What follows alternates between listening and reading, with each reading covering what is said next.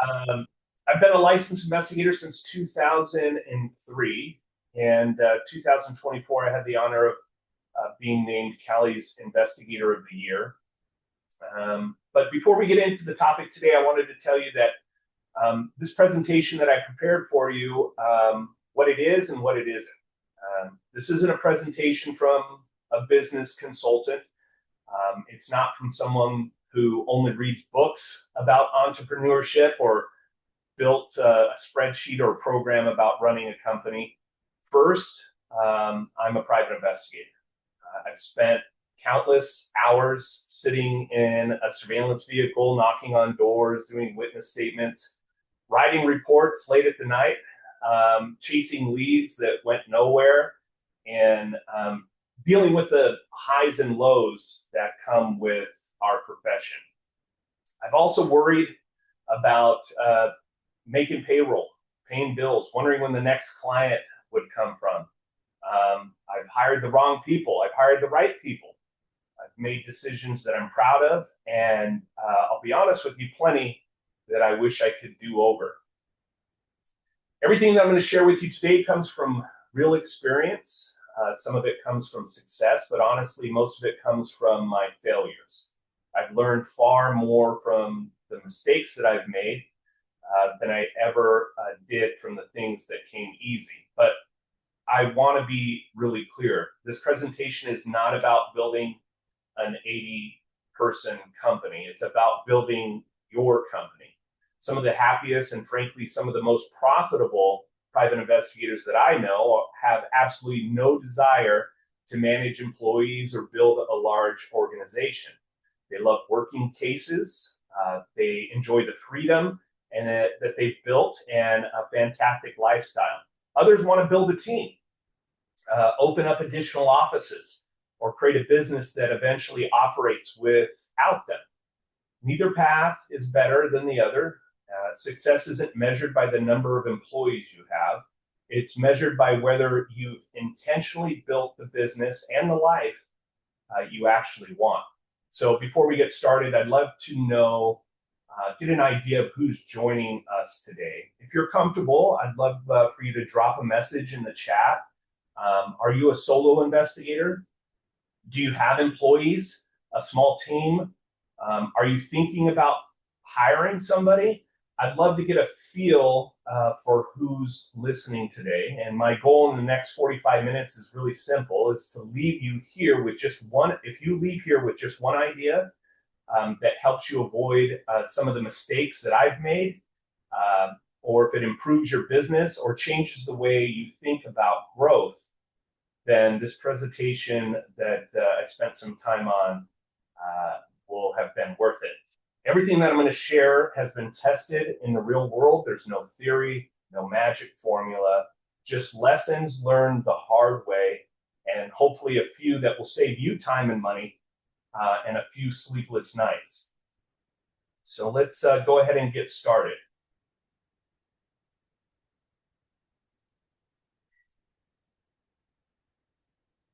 It's great to see you guys in the chat and see some familiar names. Thank you very much for joining.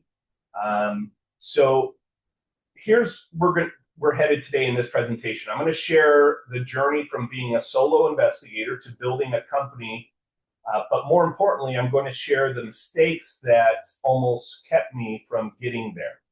We'll talk about why so many talented investigators struggle to grow, how to attract and keep great clients, when it's time to hire, how to build systems that create freedom, and how to protect everything that you've worked so hard to build. Most importantly, I'm going to leave you with a practical 90-day action plan. My hope is at the end of this webinar, you won't just have a notebook full of ideas. You'll have a few specific things you can start doing immediately to strengthen your current business. This isn't about building the biggest PI firm. It's about building the right PI firm for you. So let's get started. Let me take you to where my journey began. So how does someone go from being alone in the surveillance vehicle to leading a company with 85 employees? The honest answer is very slowly. I became a licensed investigator in California in 2003, and like many of you, I got into the profession because I loved investigations, not because I dreamed of running a business. Early in my career, I worked in corporate loss prevention, fraud investigations, and workers' comp. Those years taught me how to investigate, how to communicate with clients, and how to earn trust. Looking back, that was my real education. Then in 2012, something happened that completely changed my life. And it made me think about my future. My wife, Christy, and we had our daughter, Aubrey. And for the first time, I wasn't just thinking about the next case, I was thinking about what I wanted to leave behind. I wanted to build something that reflected my values, a company known for integrity, exceptional service, and creating opportunities for other investigators. So I started Hodson PI. For the next 4 years, I was the company. I answered the phone, I worked the cases, I wrote reports, I sent invoices, handled collections, did the marketing. If something needed to be done, it was my job. Then came what I believe was the biggest turning point in my career. In 2016, I hired my first employee. I wish I could tell you I felt confident doing that. I didn't. I remember wondering, what if the work slows down? What if I can't make payroll? What if I let this person down? But looking back, I realized something important. The biggest risk wasn't hiring. The biggest risk was staying exactly where I was. That decision forced me to stop thinking like someone who owned a job and start thinking about someone who was building a business. Today, we're incredibly blessed to have more than 85 amazing employees serving clients across multiple states. But I can promise you this, there's not a secret formula to this. There wasn't outside investment, no outside investment. There wasn't any overnight success story, but there were thousands of small decisions made consistently over the years, and plenty of mistakes. My biggest mistakes, if I could start over tomorrow, there were a few things that I'd change immediately. I'm sharing these with you, hoping that you will take these lessons that I've learned. First, I'd raise my rates sooner. I would have raised my rates a lot sooner. For years, I thought low prices would win me more business. Instead, I became busy and broke. Second, I'd hire someone sooner. I kept waiting until I felt ready to hire somebody. Businesses don't usually work that way. Third, I document everything much earlier. For far too long, every process lived in my head, and that's not a scalable business. That's dependency on me. Fourth, I would reinvest more aggressively. Every dollar you pull out of the business is a dollar that can't help the business grow. Finally, I would have taken risk management much more seriously. I carried far less insurance than I should have. Looking back, one major lawsuit could have erased years of hard work. Very thankful that none of that ever happened, but hindsight is 20/20, and I would have had a lot more insurance. Every one of those mistakes became a lesson, and together, those lessons completely changed how I approached building a business. When I look back, I realized that none of those mistakes were really about pricing or hiring or insurance. They came from one place. I was still thinking like an investigator when my business needed me to start thinking like an owner.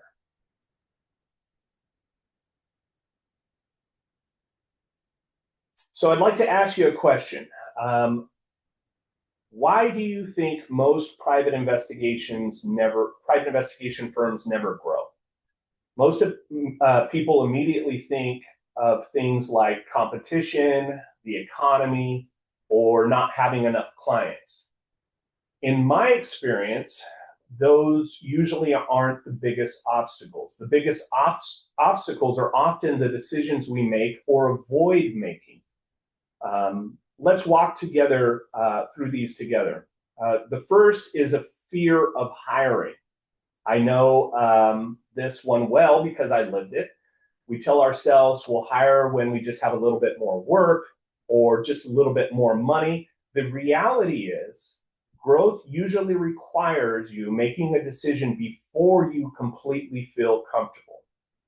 Second is the fear of delegation. I still struggle with this one. This one is really, really hard. This one is very commonplace in our profession, where we are used to relying on ourselves. We know our standards. We know how to handle the case. But every important decision has to go through you. But if every important decision has to go through you, your business can never grow beyond you. Third, talked about this a little bit, is underpricing. Competing on price feels safe, but being the cheapest usually attracts clients who are shopping around, not clients who are loyal.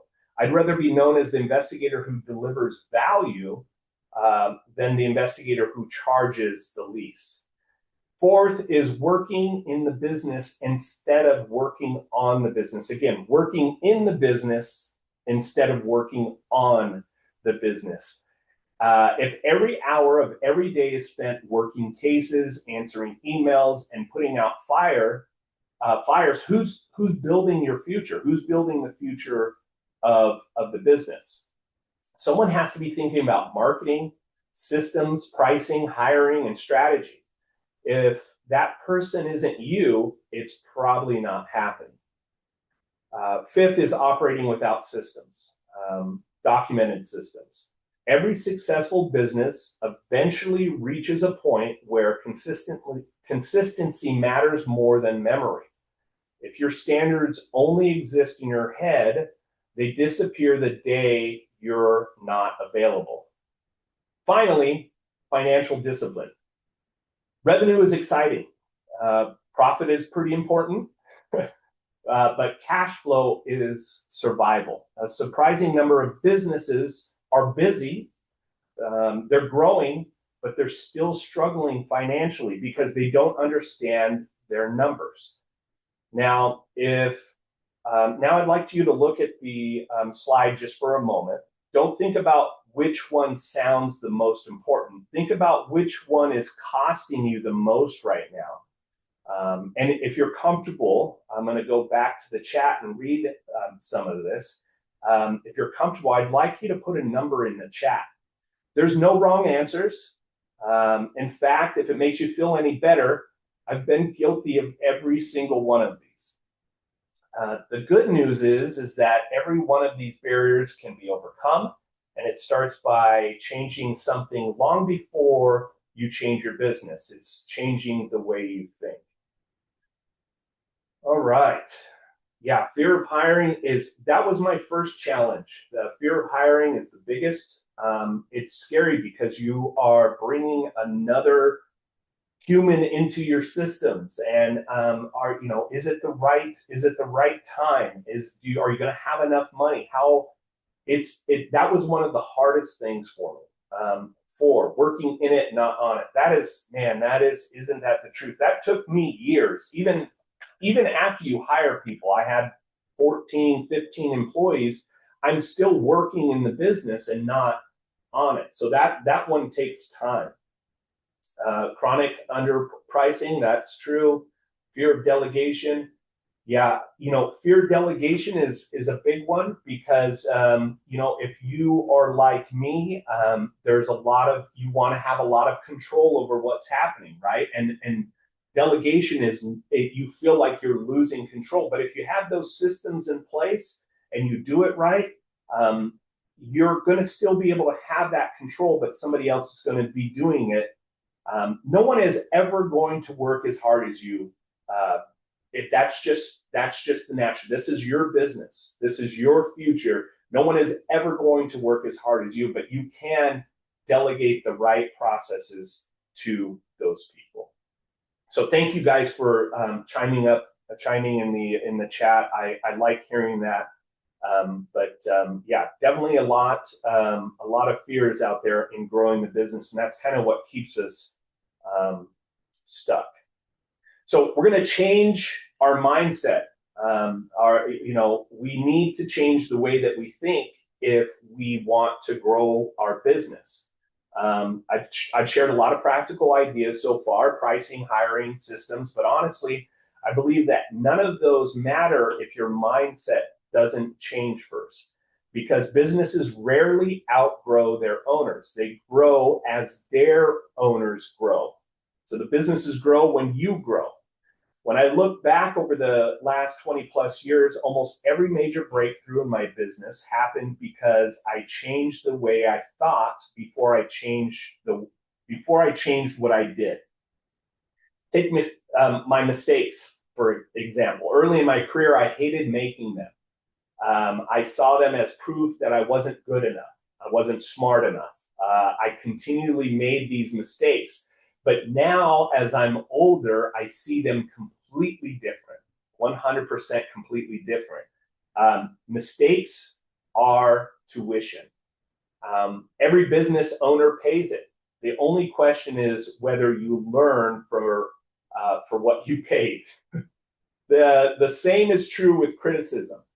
Nobody enjoys hearing that they could have done something better. I 100% certainly don't like hearing it. But some of the best improvements that we've ever made at Hodson PI started because someone had the courage to tell us that we were falling short. That could have been a client, that could have been a fellow PI, that could have been an employee. They had the courage to step up and say something so that we could take that criticism and make a change. Today, I treat criticism as free consulting. Sometimes it's hard to hear, but it's almost always worth listening to. Another mindset shift that surprised me was how I view my competitors. When I first started, I thought that every PI firm was someone I had to beat. Today, many of my closest friends own private investigation companies. We've referred work to each other. We've shared ideas. We've helped others solve difficult problems. This profession is simply too small and, frankly, too important to treat everyone as a competitor or an enemy. One of the quotes on the slide has become something that I've reminded myself all the time. I say it in a couple different ways, but growth rarely happens on the other side of certainty. It happens on the other side of courage. I can simplify that for you in saying that scared money doesn't make money. People sometimes assume that after growing a company, the fear goes away. It doesn't. I still get nervous by making big decisions, by hiring, expanding, making major investments. That feeling, it never completely disappears. What changes is your willingness to act anyway. So something comes up and you're afraid, you go and you act. I've learned that courage isn't the absence of fear. It's making the right decision despite of it. So if there's one thing I hope you remember from this slide in particular, it's this: don't wait until you feel completely ready. You'll probably be waiting forever. So grow anyway. So those that were answered one, go and hire somebody. Once your mindset begins to change, something else changes too. You stop seeing clients as transactions and you start seeing them as relationships. So let's talk about clients. I've learned something over the years that completely changed how I think about client service. Clients rarely leave because of one bad result. They leave because they stop feeling informed. They think about that. We have all had surveillance assignments or cases where nothing happened. The subject stayed home. The footage didn't support the client's expectations. The investigation simply confirmed the facts. That's not a failed investigation. That's the truth. And our job is to uncover the truth, not manufacture a better outcome. The difference is how we communicate that truth. One of the largest clients we've ever earned didn't come to us because we had better investigators. They came to us because they felt ignored by the previous firm. Phone calls weren't returned, updates became infrequent. They never knew what was happening with their cases. We didn't win that client with some, investigative technique or marketing prowess. We won them by simply communicating to them. That's what one of our standards at Hodson PI.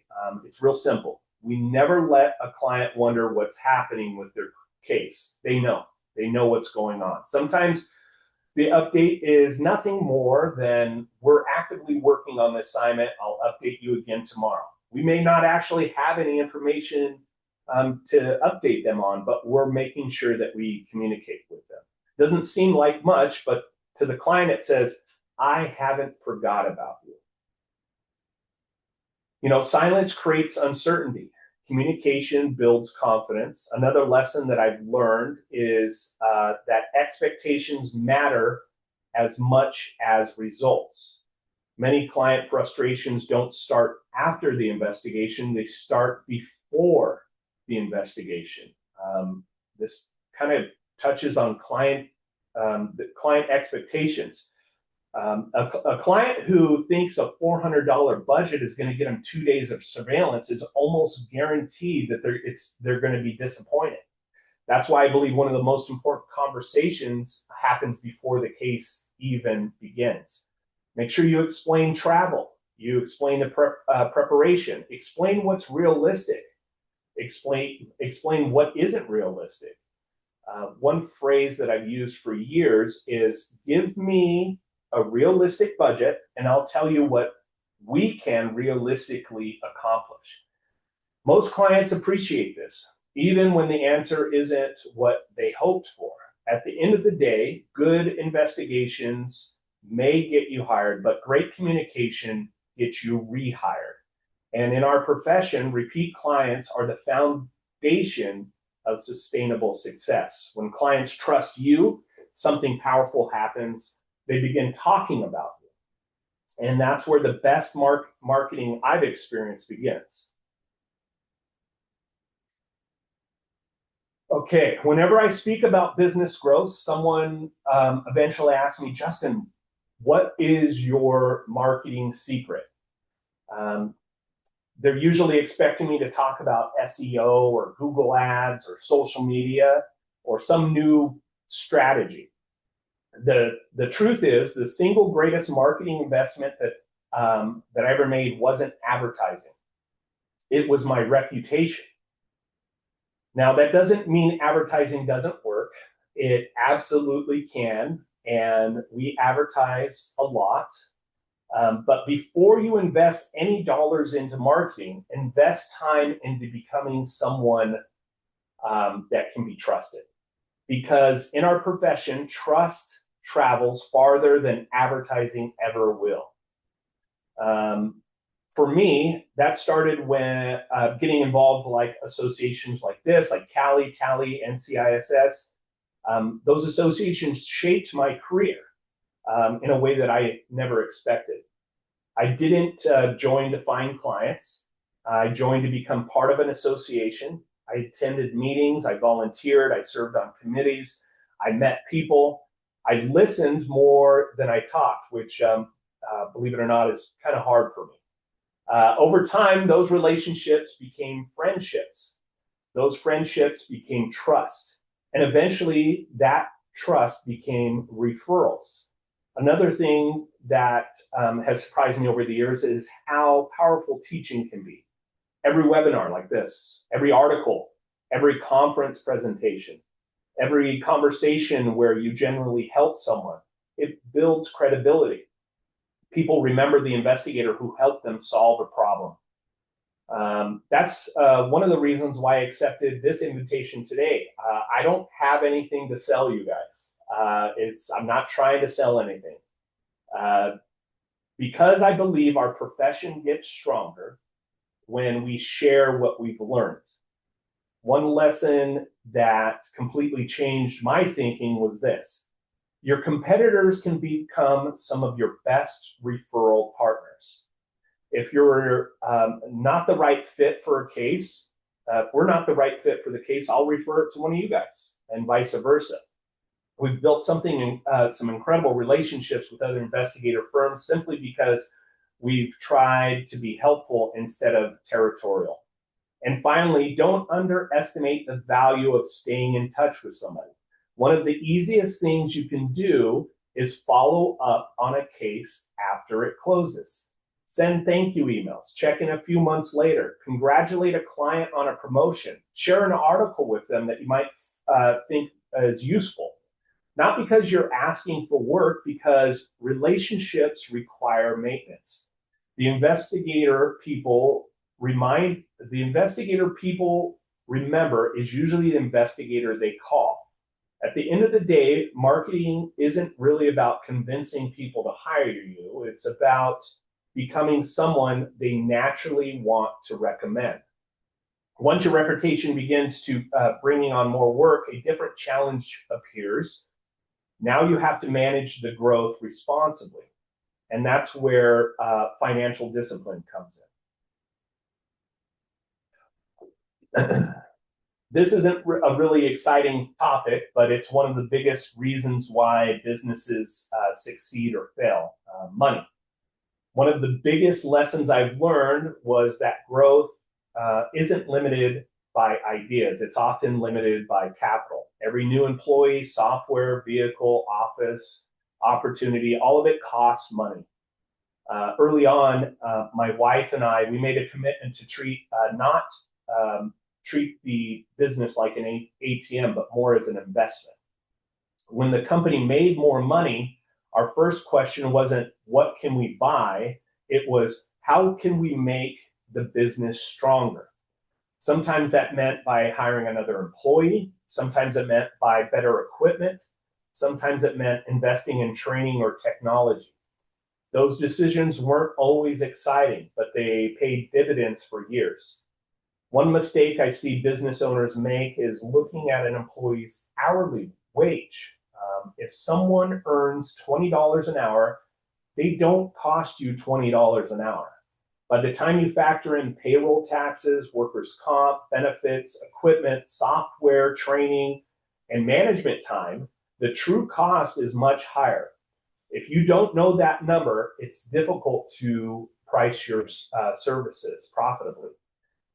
So sometimes we look at that $20 an hour and we're like, okay, I'm going to do $60 an hour, and that's a lot of profit, but you honestly have to look at everything. What I can tell you is now we've got a really good system in place. Our new investigators that are in training, some of the investment, the initial investment, is around $12,000 to $15,000 before they actually before they start becoming profitable to the company. So when you are analyzing those things, ensure that you are not doing that simple math of $20 an hour versus what you're charging now. I think another trap is inflation, lifestyle inflation. Your business is doing well, so you want to get a new truck or you want to get a bigger office. There's nothing wrong with enjoying your success. You've earned it. You've worked hard for it, but don't let your lifestyle grow faster than your business. One lesson I wish that someone taught me earlier was the profit and cash flow are not the same. You can be profitable on paper and still struggle to make payroll because your clients haven't paid yet. And that's why I believe every growing business should work toward building a healthy cash reserve. Cash creates flexibility. It allows you to hire the right person coming along. It allows you to weather the slow periods and without making desperate decisions. And it also gives you the confidence to invest into other opportunities as they appear. If we can, let's look at this graph real quick. Both business owners start in exactly the same place. They're equally talented. You can see the two graphs. One is kind of a yellow and the other one's gray. They're both talented. They both work hard. The difference isn't effort, it's discipline. One consistently reinvested in their business. The other consistently consumed the profit. At first, the difference is not noticeable for the first couple of years, but year after year, those small decisions compound. Better people, better systems, better technology, better client experiences. That's how businesses grow, not because of one big financial decision, but because of hundreds of disciplined ones. At some point, every growing business owner faces the same question: when should I hire? My answer today is much different than it would have been 10 years ago. You hire when the cost of not hiring becomes greater than the cost of hiring. If you're turning good work away, if you're working nights and weekends, if you're working 14 plus hours, taking too long to respond to clients, or the quality is starting to slip because you're stretched too thin, you're already paying the price. I can tell you that. You're just paying the missed opportunities instead of payroll. This is something I wish I learned a lot sooner and I hired somebody faster, is because I thought, well, if I put in the extra time, if I work the weekends, no, that's when you need to invest in your company. Many business owners assume the answer is who should I hire first is another investigator. Sometimes that's true, but often your biggest bottleneck isn't investigations. It's everything surrounding investigations. If you're spending half your day answering the phone, scheduling assignments, preparing invoices, or chasing paperwork, your first hire needs to be an admin professional or a case coordinator. The goal isn't to clone yourself. The goal is to remove the work that only you are doing because no one else is there to do it. Here's one of the hardest lessons that I've learned. Delegation isn't about finding someone who does it exactly like you. It's about developing someone who can achieve the same outcome. Those are two different things. If your standard is no one can do it as well as I can, you are always going to be the bottleneck. But if your standard becomes they can deliver the quality that our clients expect, now you created room for growth. As your team grows, your role changes too. You stop measuring your success by how many cases you personally work. You start measuring it by how successful the people around you become. That's when you stop acting like the company's best investigator and start becoming a leader. One of my favorite leadership goals has actually been, it's pretty simple. I want to work myself out of a job. And I've had that mentality the past 10 years after my first hire, is that I want to work myself out of a job. Some of the best decisions we've made at Hodson PI came from someone who had the confidence to say, Justin, I think that there's a better way. As leaders, our job isn't to have all the answers. It's to create an environment where great ideas come from anyone in the business, because when your people grow, your business grows. Of course, great people alone aren't enough. Even the best teams need consistency, and that's where systems come in place. When I first started my business, I didn't have very many systems. I didn't need them. Everything lived in my head. I knew every client, every case, every invoice, every report. That worked just fine until I hired somebody. Suddenly, every question had the same answer. Go ask Justin. At first, it made me feel important. And eventually I realized that it made me the bottleneck of the business. And that's when I learned one of the biggest lessons in business. If your business depends on you showing up every day, you don't really own a business. You own a job. Systems are what change that. They create consistency, not because of people, not because your people aren't capable, but because your clients deserve the same experience every time, regardless of who's handling the case. That's why we started documenting everything. When we talk about systems, we're talking about documenting all of our processes, standard operating procedures or SOPs. How to open up a case, how to communicate with a client, how to write reports, how to close assignments. Not because we love policies or documents, because consistency builds trust. Another lesson I learned is that knowledge trapped in one person's head is a liability. Every organization has people who are incredibly talented, but if that knowledge disappears when they go on vacation, retire, or leave the company, your business becomes vulnerable. Documenting your processes protects the business. It also protects your team. One area I especially am excited about today is AI. Everybody's talking about AI.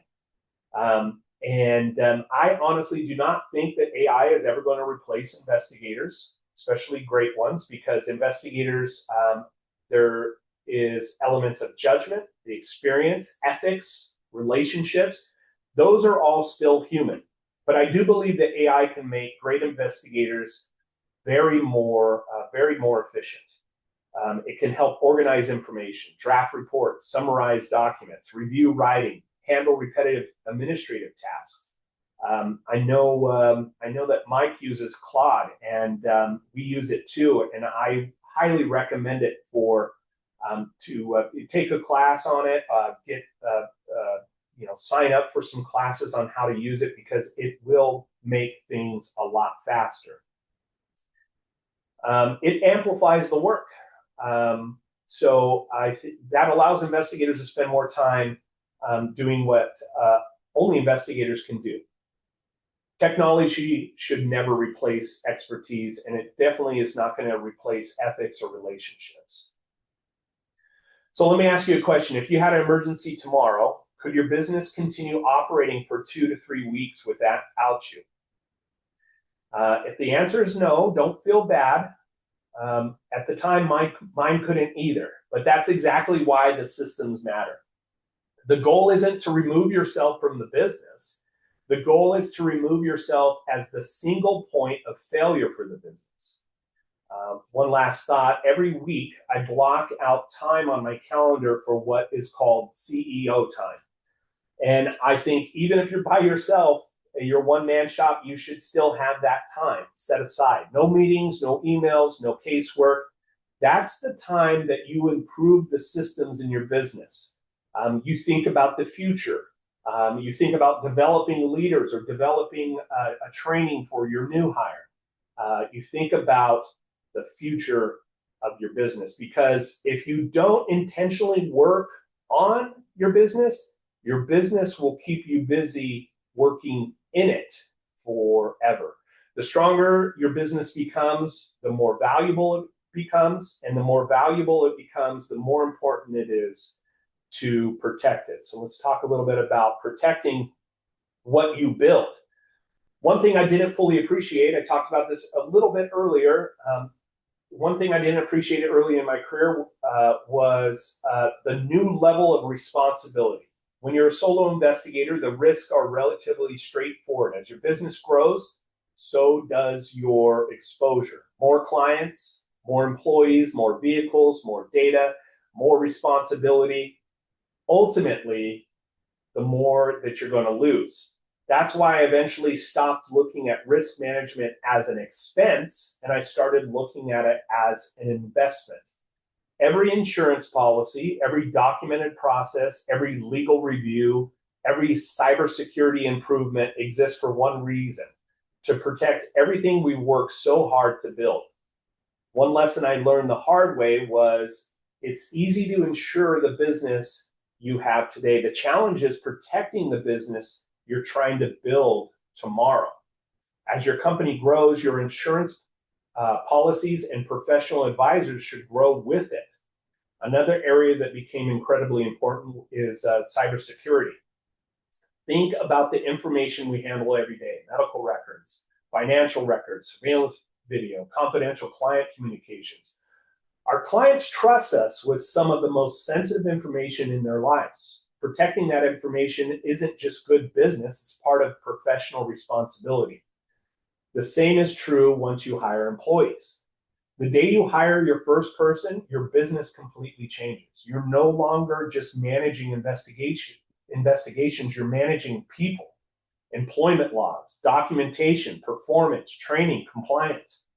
Those are skills most of us were not formally taught. That's why I encourage every business owner to build a team of trusted advisors. Ensure that you have a great CPA, a knowledgeable insurance broker, an employment attorney that can you can call before something becomes a lawsuit. Those relationships are every bit as valuable as the relationships with your client. One final lesson: investigators, we're always trained to document facts. Apply the same discipline to your business. Document expectations, document training, document performance, document decisions. Good documentation protects your clients, it protects your employees, and ultimately it protects you. At the end of the day, protecting your business isn't about expecting something to go wrong. It's about giving yourself the confidence to keep growing. So we've talked about mindset, relationships, marketing, financial discipline, hiring, leadership, systems, and protecting what you've built. Now I'd like to leave you with some practical ideas. If you walked into your office tomorrow morning, I'd like to know which one of these you would actually do. So we've covered a lot, but here's some things that I've learned over the years. Information doesn't change businesses. Execution does. I've met business owners who have read every book, attended every conference, listened to every podcast or Justin Hodson webinar, and their business looked exactly the same 5 years later.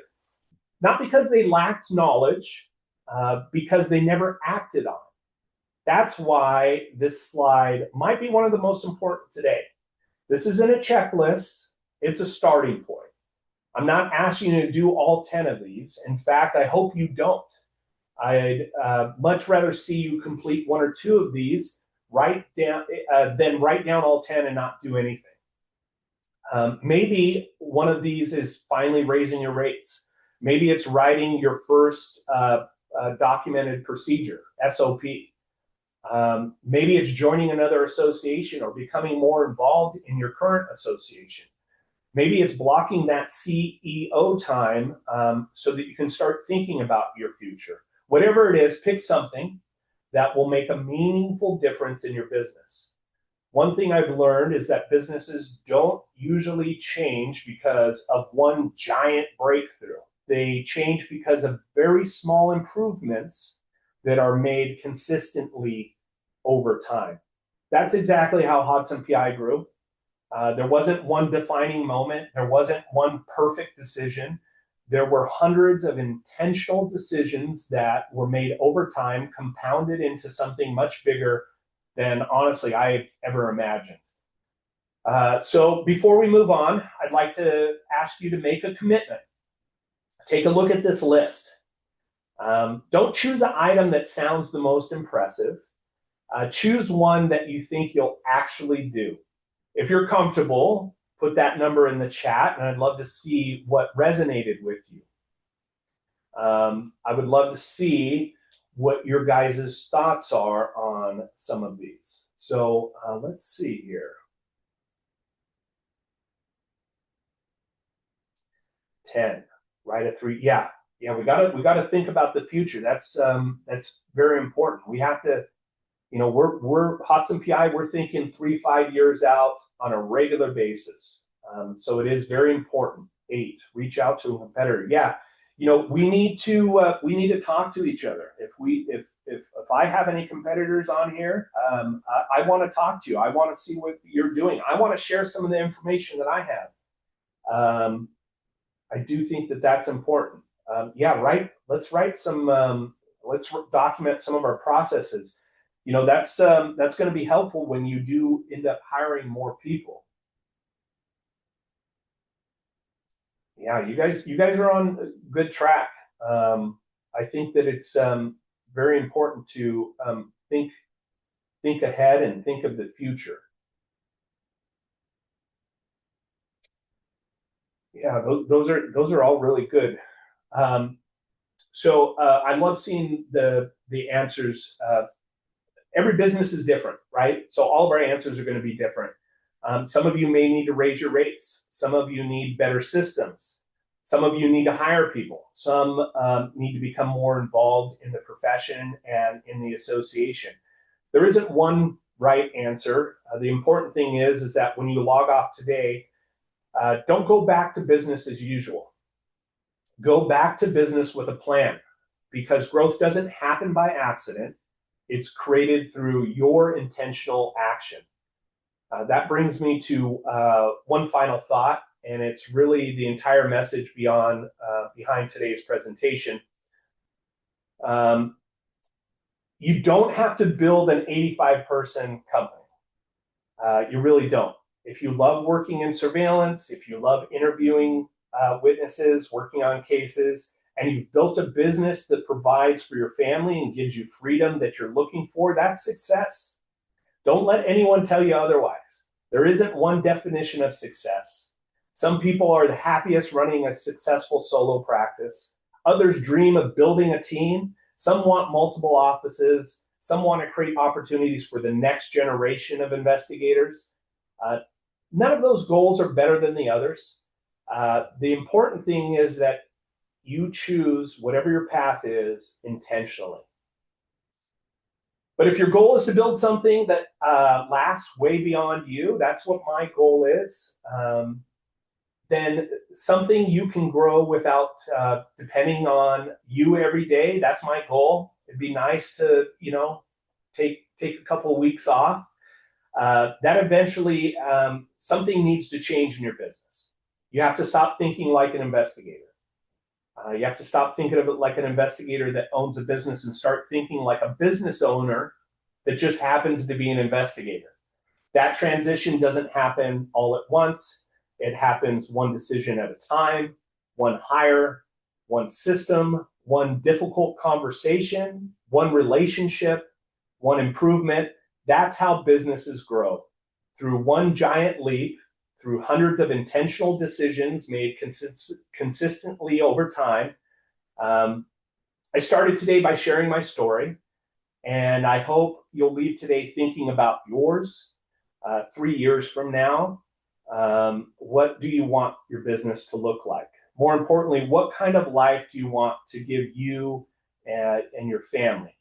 Once you can answer those questions, start making decisions that move you and your business closer to them, because business will almost always become a reflection of the choices that you make every day. I want to thank you guys and the associations for inviting me. Like I said, it's really an honor. I appreciate it. And I hope to honestly have an opportunity to meet all of you in person one time. Please, if you see me out at a meeting, come and say hi. Just in that breath, I'm going to be at NCISS in Nashville. The conference is coming up, the 50th anniversary. I'm also going to be at the Texas Association of Licensed Investigators Conference, September 24th, where if you're looking for some hard, detailed tips, I'm holding a 8-hour master class. Again, all volunteer time for the association. And we're really going to dive deep into business, how to grow your business. It's going to be an 8-hour masterclass on the pre-conference on the 24th at Tally in San Antonio, Texas. So I don't know how much time we have, but I'd really like to hear from you. I'd like to see what kind of questions we have. Mike, how are we doing on time? We're great on time. We certainly have, I would say, 10 minutes. People will leave if they have to at the top of the hour. First of all, terrific presentation, phenomenal. We appreciate it. This group is a mix of a lot of, I recognize some names. I recognize that there are people from areas. So one of the things I'd like to get out of this is not go away and have, 50 to 60 people not have a chance to connect. So I'm putting my email in the chat so that ultimately there's a place that people can reach out, and we'll try to coordinate everybody's information. I know that we have our PIAI president, so I want to leave some time for her, but I certainly want you to have your questions. So I'm gonna put myself on mute so that people can ask.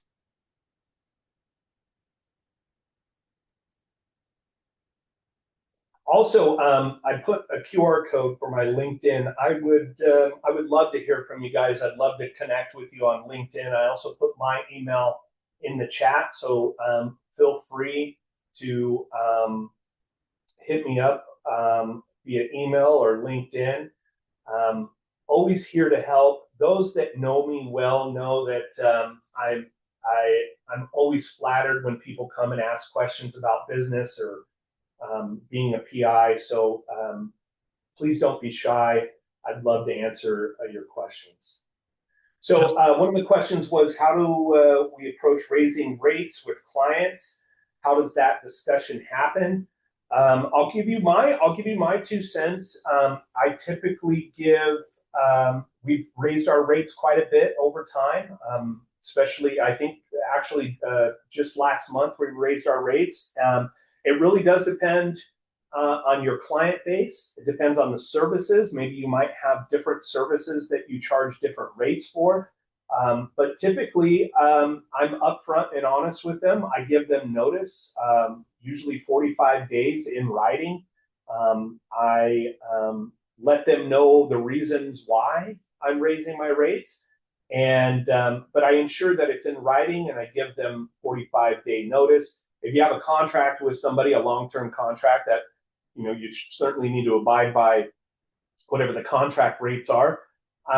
But if you lose a client because you raised your rates $10, then it might be a blessing in disguise, to be honest with you, because if they decide not to use you because you raise your rates a little bit, then the client might be the problem. If you're offering good services and you feel you're a good investigator, it might be a blessing in disguise. How do I pick a niche to specialize in? Sure, yeah, that's difficult. So when I first started my business, I specialized in surveillance. The reason why is because that was probably the only thing that I was good at. And then I taught myself other skills, went to classes, association, and then I started slowly realizing that insurance defense was my bread and butter. That's what I wanted to do. I wanted to collect evidence via surveillance and other means, focusing on insurance defense.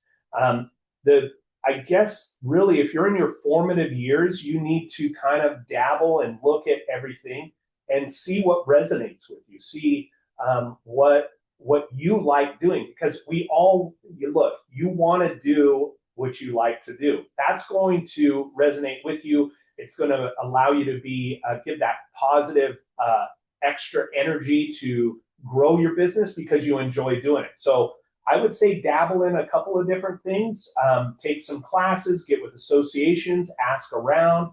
Maybe witness statements are your thing. Maybe domestic investigations are your thing. maybe insurance defense becomes, it's what you really feel like you enjoy. I wouldn't want anybody to have lines of service or have a specialty that they don't enjoy doing. So if you're in your formative years and you're just starting out, I would say continue to ask around, learn about the different services that PIs can offer, and build off of that. Oh, bad reviews. Yeah. Most of the bad reviews that we had were from usually disgruntled employees. Either they didn't make it, or they were honestly, without filtering it too much, just some crazy people that we didn't want to work with, or we couldn't take their case. Bad reviews are tough. Those are tough. I would work on it. If they're not accurate and they're not true, I would work with whatever platform it is to get those taken down. But they can be tough. What I can tell you is, if they are true and you did screw up, let's take that as a gold nugget, because you've learned something from it. You're going to overcome it.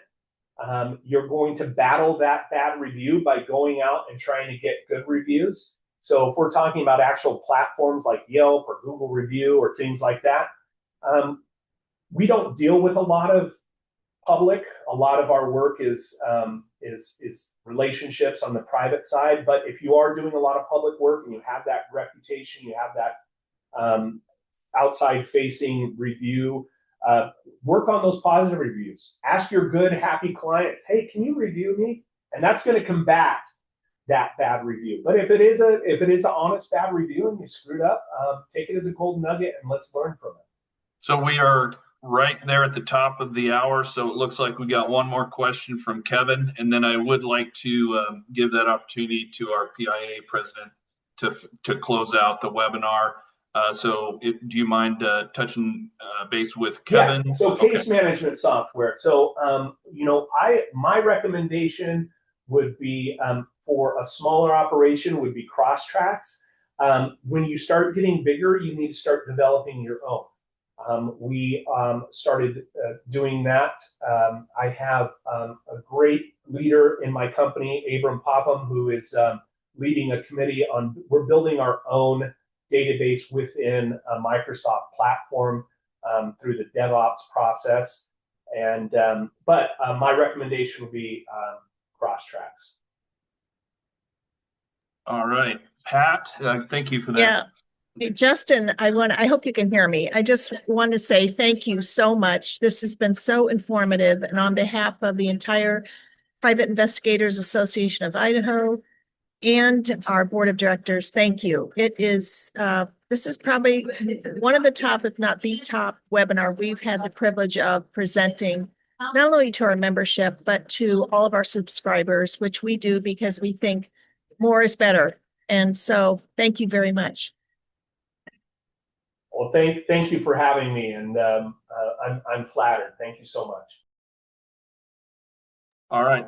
Thank you, everybody, and connect if you can. I'm keeping a chat. This will be a recorded webinar, and we can reach out. And first, I will check with Justin to make sure anything I give out to any others is okay. But yes, we can get you some data if you just reach out, and we'll get you taken care of if you miss something.